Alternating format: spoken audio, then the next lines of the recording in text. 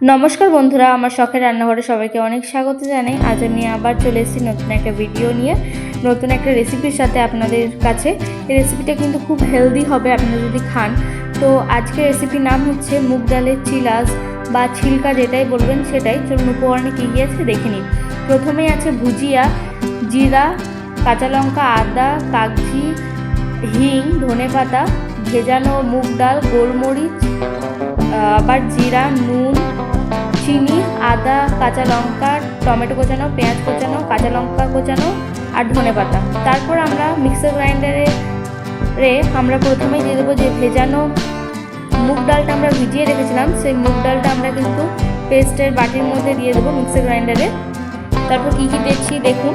তারপরে আমরা দেব নুন, চিনি, লঙ্কা, জিরে, গোটা জিরে আর আদা কোচানো কিছুটা, খুব বেশি দেবেন না, কিছুটা পরিমাণ। আর তার সাথে দেব আমরা হিং, একটু পরিমাণ হিং নিয়েছিলাম। তার সাথে আমরা দিয়ে দেবো ছোটো বাটির 1 বাটি জল দেওয়ার পর আমরা কিন্তু এটাকে পেস্ট করে নেব। দেখুন পেস্টটা কিন্তু খুব স্মুথ হয়েছে, কোথাও কিন্তু কোনো দানা দানা ভাব নেই, তাই বাটি ধোয়া জলটাও দিয়ে দিলাম। তারপর আবার আমরা মিক্সার গ্রাইন্ডারে নিয়ে নেব ধনেপাতা,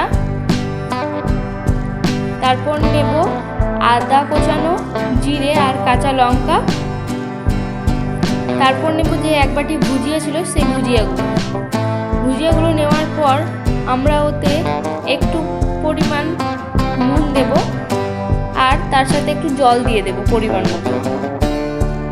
এটা কিন্তু আমরা বানাবো আজকে চিলার সাথে যে আমরা চাটনিটা খেয়ে থাকি, সেটাই কিন্তু আপনারা বাড়িতে এটা বানিয়ে রাখবেন, যে কোনো খাবারের সাথে খেতে পারবেন। খুব সুন্দর একটি চাটনির রেসিপি আপনাদের সাথে আমরা শেয়ার করছি। ধোসা, ইডলি বা চিলাস, রুটির সাথেও আপনারা এটা খেতে পারেন, খুব সুন্দর হবে। পেস্ট দেখুন হয়ে গেছে। তারপর আমরা উপর থেকে অর্ধেকটা দিয়ে দিলাম কাগজি লেবুর রস। আপনাদের যতটা পরিমাণ হবে সেই মতন কিন্তু আপনারা কাগজি লেবুর রসটা দেবেন। আপনারা যদি একটু টক খেতে চান তাহলে টক দিতেই পারেন, কোনো অসুবিধা নেই।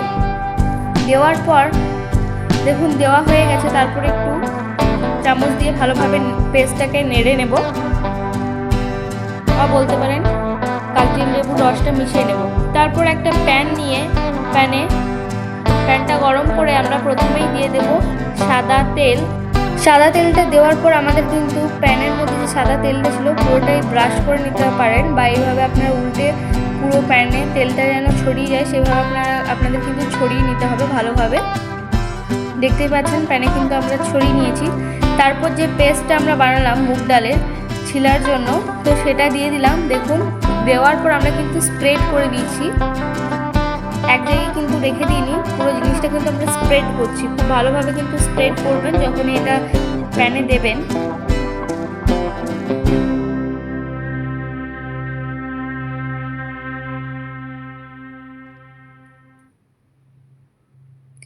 তারপর উপর থেকে আমরা গোলমরিচ গুঁড়ো ছড়িয়ে দেব একটুখানি। তারপর দেব পেঁয়াজ কোচানো। দেখুন এই জিনিসটা কিন্তু একদম যে পিৎজাটা বাড়িতে বানানো হয় সেরকম লাগছে। তারপর পেঁয়াজ কোচানোর পর দিয়ে দেবো একটুখানি লঙ্কা কোচানো, তারপর দেব টমেটো কোচানো। দেওয়ার পর এটা কিন্তু এবার আপনাদেরকে ভালোভাবে উল্টে নিতে হবে, খুব সাবধানে। দেখুন আমরা কিন্তু উল্টে নিয়েছি। এটা মানে উল্টো দিকটা লাগছে প্যানকেকের মতো, তাই রেসিপিটা খুব ভালো হতে চলেছে। আপনারা অবশ্যই বাড়িতে ট্রাই করবেন।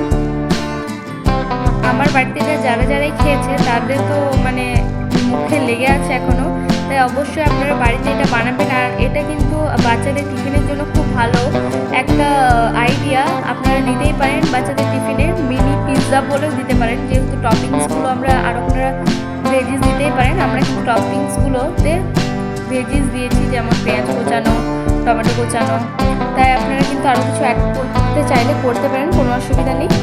দেখুন এইভাবে কিন্তু আমরা আবার উল্টে নিলাম। দেখুন আমাদের মুগ ডালের ছিলা কিন্তু একদম রেডি, দেখতেই পাচ্ছেন খুব সুন্দর হয়েছে জিনিসটা দেখতে। এইভাবে আমরা আরোগুলো বানিয়ে নেব।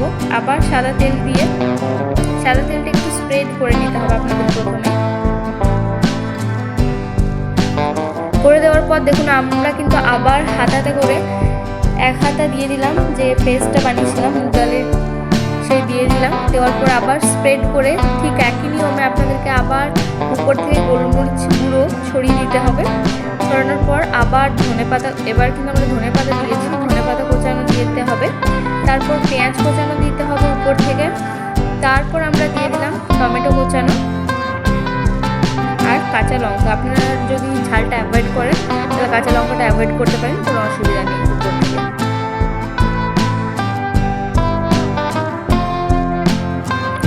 জিনিসটা দেখতে এত মানে সুন্দর লাগছে না, মনে হচ্ছে আমি যদি এখন আবার পেতাম না খুব ভালো হতো। তা অবশ্যই আপনারা বাড়িতে বানিয়ে দেখবেন অবশ্যই। দেখুন আমাদের কিন্তু দেওয়ার পর আবার আমরা কিন্তু যেভাবে উল্টে নিলাম আগের বার, সেভাবে কিন্তু ঠিক আবার উল্টে নিলাম।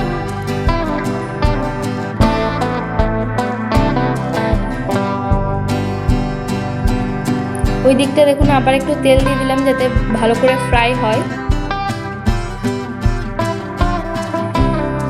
এটা ফ্রাই হোক।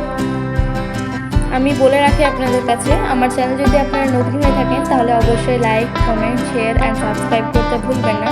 আর আমার চ্যানেল যদি নতুন হয়ে থাকেন তাহলে আমার নামের পাশে যে বেল আইকনটা আছে সেটা অন করে দেবেন, যাতে আমার ভিডিও সবার আগে আপনার কাছে পৌঁছে যায়। আর আমার চ্যানেলে আপনারা কী ধরনের ভিডিও দেখতে চাইছেন অবশ্যই জানাবেন।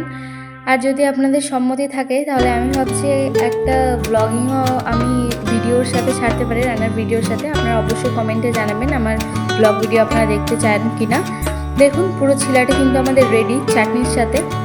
তাই খুব টেম্পটিং লাগছে জিনিসটা দেখতে, খেতে তো অসাধারণ। আপনারা বাড়িতে অবশ্যই ট্রাই করবেন, মাস্ট ট্রাই এই রেসিপিগুলো। আর আমার ভিডিও চ্যানেলে যে রেসিপিগুলো দেওয়া আছে আপনারা অবশ্যই বাড়িতে ট্রাই করে দেখবেন, আশা করি খুব ভালো লাগবে। আজ আসি, আবার আসবো অন্যদিন। ততদিন ভালো থাকবেন, সুস্থ থাকবেন, বাই।